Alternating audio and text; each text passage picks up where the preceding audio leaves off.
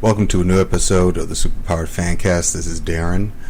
First, I want to once again thank Mr. Steve Harper for taking the time out to be on the last episode. I really appreciate it. If you haven't checked it out, you should. You can find it on iTunes. You can find it on this channel.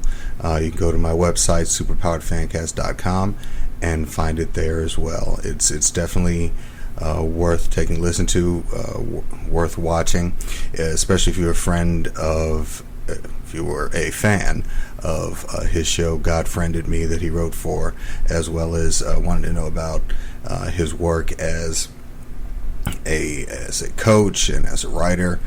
He has some great insights, and I definitely want to thank him for taking the time to speak with me. But this episode is getting back to one of my first loves, being comic books.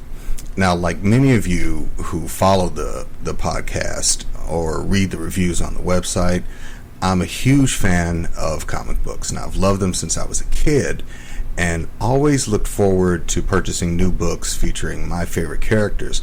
But one of the things I also love is learning about what books some of my favorite writers and artists are currently working on.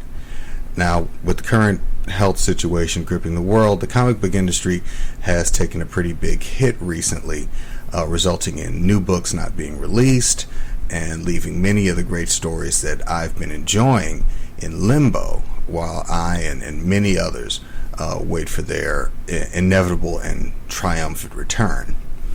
Now, while I've been waiting to continue the adventures of these characters, I decided to reach out to some of the writers who craft these stories in order to satiate my personal need for more information.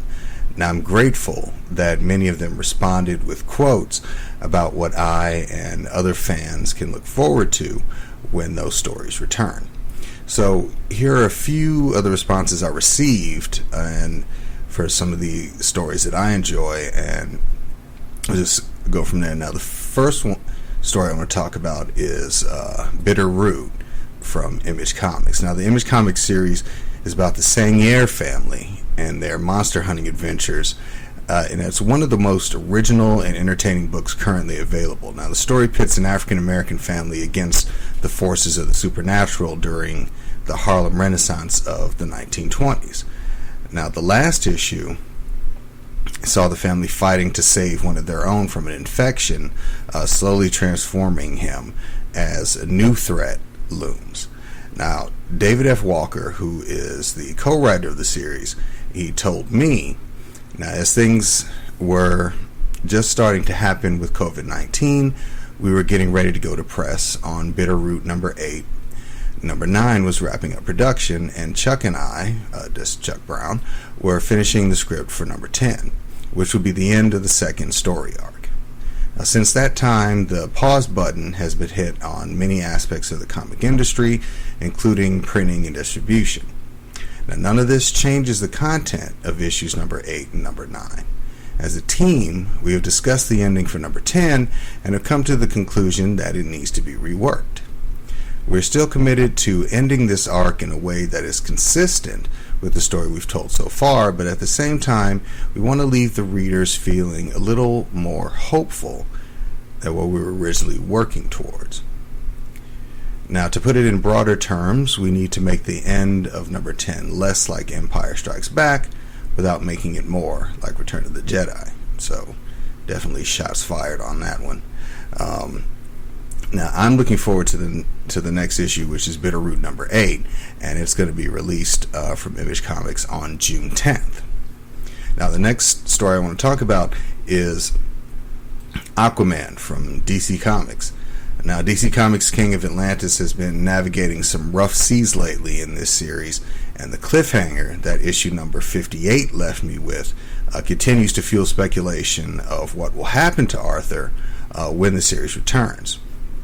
Now, with Mira in charge of Atlantis, Arthur's returned to Amnesty Bay to make a life for himself and settle in some new friends he's met along the way. Now, unfortunately, like with any comic book story, old enemies and the politics of Atlantis continue to get in the way of his peace, and he and Mira are struggling to maintain their relationship amid the demands of the crown.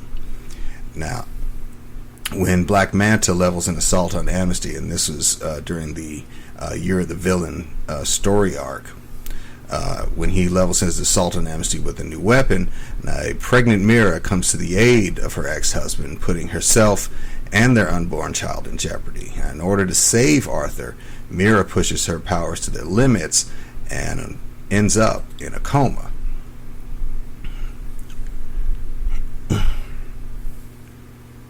Now, with the stability of Atlantis in peril and Arthur getting a crash course in fatherhood, an unwelcome return threatens both the sleeping Mira and the child she and Aquaman share.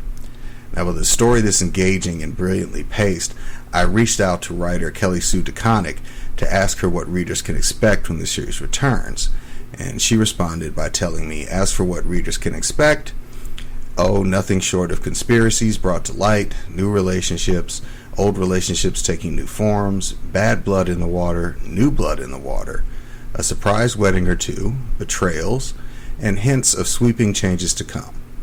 Basically everything you ever wanted in an Aquaman comic. Now I just have to write it. Well, I'm definitely looking forward to that. And the next issue of Aquaman, which should be Aquaman number 59, is going to be released May 27th. So the next comic I want to talk about is Black Panther and the Agents of Wakanda from Marvel Comics. Now, I recently interviewed writer Jim Zub on the podcast, and we talked about this series. And the series follows a clandestine group of operatives led by T'Challa who operate behind the scenes and intervene in missions Panther keeps the Avengers away from. Now, this team includes an eclectic roster including Mockingbird, Kazar, Gorilla Man, Wasp, Okoye, and others. Now, the current storyline finds the team fighting against an army of dragons that has descended on Avengers Mountain in an attempt to locate and destroy Fin Fang Foom. And the Agents of Wakanda are all that stand in the way, with the Avengers out of the picture. Now, Jim Zub promises that the team will get right back in the action when the series returns, teasing an invasion. Now, according to Mr. Zub, Black Panther's Agents of Wakanda formed the front line against an alien invasion rampaging across Earth, but the enemy's powers are vast and unknown. Weapons, psychic spirits, ancient magic. T'Challa prepared for war, but not even he could have foreseen the forces now brought to bear against his homeland. If the great vibranium mound is lost to these invaders, our planet will follow. So it looks like there's going to be an invasion of Wakanda coming up soon. But the next issue, Black Panther and the Agents of Wakanda number 8, will be released July 8th. Now, Jim Zub is also the writer for Conan the Barbarian. Now, after taking over the title from Jason Aaron, he plunged the Cimmerian into a new land and a new adventure. See, Conan finds himself in an unknown land in the midst of a celebration with a long and dark history. Now, after celebrating and besting a skilled warrior in combat, Conan finds himself plunged into an underground maze called the Crucible. With a handful of warriors from all over, Conan must find a way to escape while also keeping an eye on his new allies. After escaping one deadly trap after another, a murder will shake the party and place Conan as the likely suspect. Now, speaking about the arc, Jim Zub told me Conan is trapped in a death cult dungeon called the Crucible, filled with traps, creatures, and other warriors fighting to survive and triumph. Our Cimmerian hero has pulled together a small crew of contestants to work together to try and overcome the challenges before them, but he's not sure if any of them can be trusted and what they might do when things get desperate. Now, the new issue of Conan the Barbarian, which would be Conan the Barbarian number 15, comes out July 15th.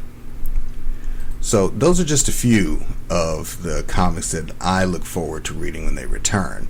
I'm going to be reaching out to other writers as their books start to come back on the market. I'm going to ask more questions and try and get more information and get more quotes, because as much as you as audience are looking forward to reading these books, I'm looking forward to them as well. I can't wait to get back into them. But on that same note, what comics are you currently reading? And what comics are you catching up with until the new comics return? Let me know what they by leaving a comment, or you can email me at superpoweredfancast@gmail.com, and your pick might be featured in a future episode. So that's it for this week. As always, you can find me on Twitter at superpoweredfan. You can go to the website, superpoweredfancast.com, and you can email me, superpoweredfancast@gmail.com, and I look forward to hearing from you. And until then, this is Darren from Superpowered Fancast, signing off.